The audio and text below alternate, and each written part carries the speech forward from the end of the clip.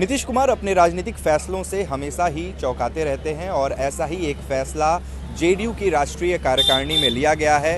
JDU के राष्ट्रीय अध्यक्ष नीतीश कुमार ने अपने पद से हटने का फैसला लिया है और अब उनके खासम खास राज्यसभा सांसद आरसीपी सिंह जेडीयू के अगले अध्यक्ष होंगे।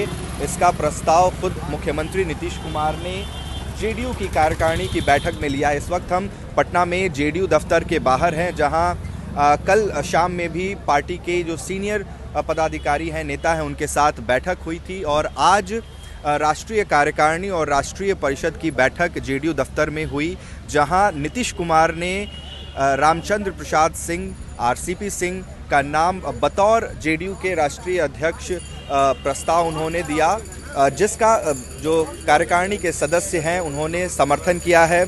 ये फैसला बेहद ही चौंकाने वाला है, क्योंकि नीतीश कुमार लंबे समय से जेडीयू के अध्यक्ष के तौर पर काम कर रहे थे, साथ ही साथ बिहार में मुख्यमंत्री का पद भी वो संभाल रहे थे। लेकिन पार्टी के अध्यक्ष पद से हटने का ये फैसला चौंकाने वाला ज़रूर है। लेकिन जो अंदर खाने की जानकारी है उसके मुताबिक नीतीश कुमार के लिए ये बहुत ही विरोधाभास जैसी स्थिति हो रही थी। जिस तरीके से वो बिहार में बीजेपी के साथ मिलकर सरकार चला रहे थे और दूसरे राज्यों में वो बीजेपी के खिलाफ चुनाव लड़ रहे थे, ऐसे में उन्हें जवाब देना मुश्किल हो रहा था कि आखिर ये कैसा गठबंधन धर्म है। बतौर मुख्यमंत्री वो बिहार की कमान संभाल रहे हैं और फिर दूसरे राज्यों में जाकर बीजेपी के खिलाफ चुनाव लड़ रहे हैं। इस कंट्राडिक्शन से बचने के लिए नीतीश कुमार ने अब आरसीपी सिंह को अपना उत्तराधिकारी बना दिया है।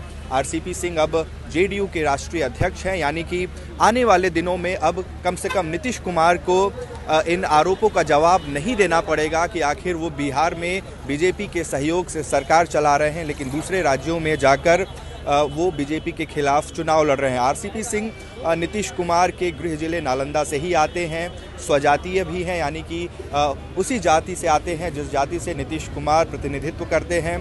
बहुत ही पुराना उनका संबंध रहा है। जब केंद्र में मंत्री हुआ करते थे नीतीश कुमार, तब से ही आरसीपी सिंह बतौर आईएएस अधिकारी उनके करीबी रहते थे। उसके बाद वो पार्टी में शामिल हुए, पार्टी में वो राष्ट्रीय उपाध्यक्ष की भूमिका में थे और अब राष्ट्रीय अध्यक्ष बनाए जाने के बाद आरसीपी सिंह का कद काफ़ी ज़्यादा बढ़ गया है।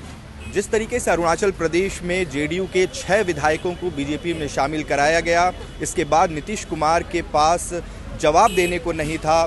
जाहिर तौर पर वो बीजेपी को खुलकर कुछ भी नहीं कह पा रहे थे। ऐसे में आरसीपी सिंह का नया राष्ट्रीय अध्यक्ष बनाया जाना कई सारे सवाल भी खड़े कर रहा है। आरसीपी सिंह पर बीते सालों में कई तरीके के आरोप लगते रहे हैं। ये कहा जाता रहा है कि मुख्यमंत्री भले नीतीश कुमार रहे हों, लेकिन जो सरकार के बड़े फैसले होते हैं, ट्रांसफ़र पोस्टिंग के फैसले होते हैं, उसमें आरसीपी सिंह की भूमिका रहती है। विपक्ष आरोप ये लगाता रहता है कि ट्रांसफ़र पोस्टिंग में आरसीपी सिंह के नाम पर एक बड़ा टैक्स दिया जाता है। आरसीपी टैक्स के नाम से भी इसे खूब प्रसारित करता रहा है विपक्ष। अब ये देखना होगा कि अध्यक्ष बनाए जाने के बाद आरसीपी सिंह किस तरीके की भूमिका में नज़र आते हैं। न सिर्फ बीजेपी बल्कि जो विपक्ष है वो भी अब आरसीपी सिंह को टारगेट ज़रूर करेगा। उत्कर्ष कुमार सिंह, बिहार तक, पटना।